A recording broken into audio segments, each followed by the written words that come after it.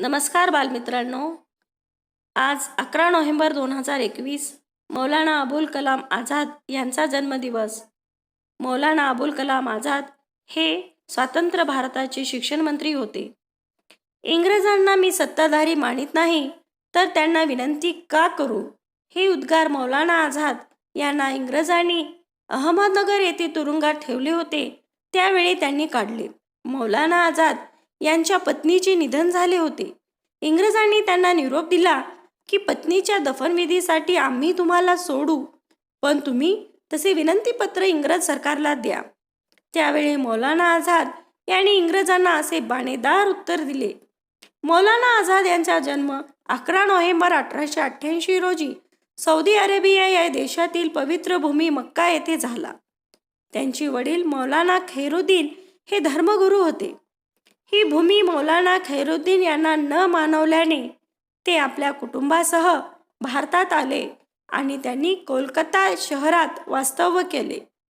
मौलाना आझाद यांच्या मातोश्री मक्का येथील धर्मगुरूंच्या कुटुंबातील होत्या. आई आणि वडील या दोघांकडील घराणे उच्च शिक्षित होते. मुलाची पावले पाळण्यात दिसतात या न्यायाने मौलाना आझाद लहानपणापासूनच अतिशय हुशार होते. ते इस्लाम धर्माचे आधुनिक विचारवंत होते. आई आणि वडिलांची घराणी कट्टरपंथी असली तरी मौलाना आझाद कट्टरपंथी नव्हते. मौलाना आझाद यांनी इस्लामचा पवित्र धर्मग्रंथ कुराणचा अभ्यास करून त्यावर तर्जुमानुल कुराण हे पुस्तकही लिहिले आहे. मौलाना आझाद यांना अरबी, फारसी, इंग्रजी व उर्दू अशा चांगल्या भाषा अवगत होत्या व ते चारही भाषेतून लिखाण करीत असत. ते एक उत्कृष्ट वक्ते देखील होते. त्यांचे भाषण ऐकण्यासाठी हजारोंच्या संख्येने लोक उपस्थित राहत असत. ते हिंदू मुस्लिम ऐक्याचे प्रतीक होते. अनेक हिंदू विचारवंत त्यांचे चाहते होते. ते भारताच्या स्वातंत्र्य संग्रामातील एक निष्ठावान शिपाई होते. फारसा गाजावाजा न करता कार्य करीत राहणे हे त्यांचे वैशिष्ट्य होते. भारताच्या स्वातंत्र्य संग्रामात भाग घेतला नसता तर त्यांनी गुरुशिष्य परंपरेत म्हणजे पीर मुरिदी परंपरेत खूप चांगले कार्य केले असते.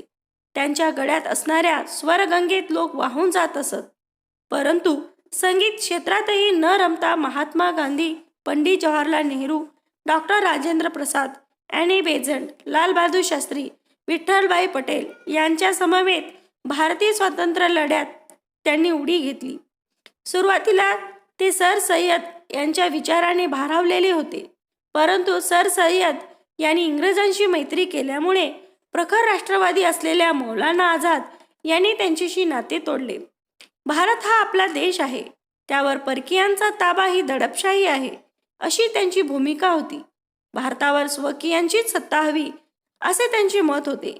कष्ट आणि निष्ठा यावर मौलानांची नितांत श्रद्धा होती व शेवटपर्यंत त्यांनी या विचारावर वाटचाल केली. इंग्रजांनी 1857 मध्ये संपूर्ण भारतावर ताबा मिळवला. 1857च्या लढाईत भाग घेणाऱ्या मुस्लिम घराण्यामधील लोकांची इंग्रजांनी कत्तल केली व त्यांच्यावर अत्याचार केले. काही जणांना काळ्या पाण्याची शिक्षाही दिली तर अनेकांना दिल्लीच्या रस्त्यावर फाशी दिली होती. यात मुसलमानांची संख्या अधिक होती, कारण इंग्रजांची अशी भूमिका होती की मुसलमान हे या देशाचे राजे होते. त्यावेळी भारतीय मुसलमानांच्या मनात मोठ्या प्रमाणावर नैराश्य पसरले. पूर्वी बाप राजा या भूमिकेत वावरणारे मुसलमान इंग्रजांनी सत्ता बळकावल्यामुळे दुखावले गेले होते. त्यानंतर 50-60 वर्षापर्यंत कोणीही मुसलमान इंग्रजांसमोर येण्यास तयार नव्हते. सर सय्यद यांच्यासारखे बुद्धिवंत इंग्रजांशी मैत्री करून इंग्रजांच्या बाजूने बोलत असत. अशा वेळी मौलाना आझाद यांनी भारताच्या स्वातंत्र्य लढ्यात एका निष्ठावान राष्ट्रवादी मुसलमानाची भूमिका बजावली. मौलाना आझाद देशाची अखंडता अबाधित राखण्यासाठी अहोरात्र झटत होते.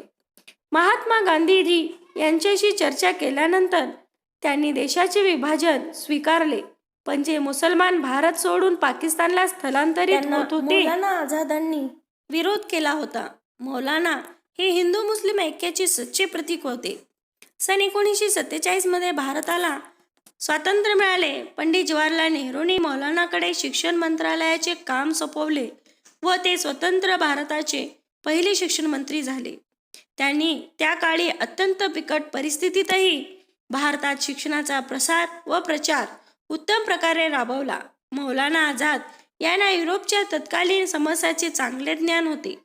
जर्मन आणि इटलीच्या सत्ताधाऱ्यांची दडपशाही संपूर्ण जगासाठी मोठा धोका ठरणार आहे असे ते सांगत. हिटलरच्या काळात अल्पसंख्याक आणि बुद्धिजीवींची सर्रास कत्तल होईल हे मौलानांनी सांगितले होते आणि तसेच घडले हे जगाने पाहिले. हाऊस ऑफ लॉर्ड्सचे सदस्य लॉर्ड बटमली, ज्यांनी जवळपास 60 वर्षे इंग्लंड व भारताच्या राजकारणात भाग घेतला, ते मौलानाबद्दल म्हणतात, मौलाना आझाद विशाल मनाचे व्यक्ती होते. त्यांनी भारताच्या स्वातंत्र्य व अखंडतेसाठी कायम प्रयत्नांची पराकाष्ठा केली. स्वातंत्र्य लढ्यात त्यांची भूमिका खूप मोलाची आहे. मौलाना आझाद यांना युरोपियन साहित्याचेही चांगले ज्ञान होते. महाकवी बायरन यांनी फ्रान्सच्या कादंबरकारांची त्यांना चांगली माहिती होती. 22 फेब्रुवारी 1957 रोजी मौलाना अबुल कलाम आझाद यांचे निधन झाले.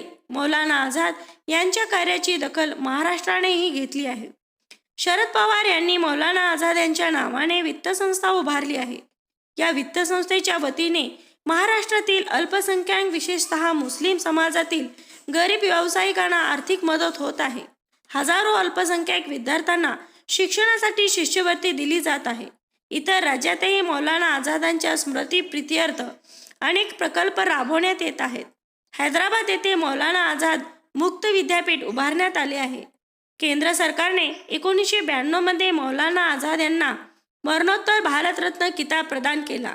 तसेच मौलाना आझादांचा जन्मदिवस 11 नोव्हेंबर हा शिक्षण दिवस म्हणून साजरा करण्याचे केंद्र सरकारने नुकतेच जाहीर केले आहे. अशा या थोर विभूतीला माझा कोटी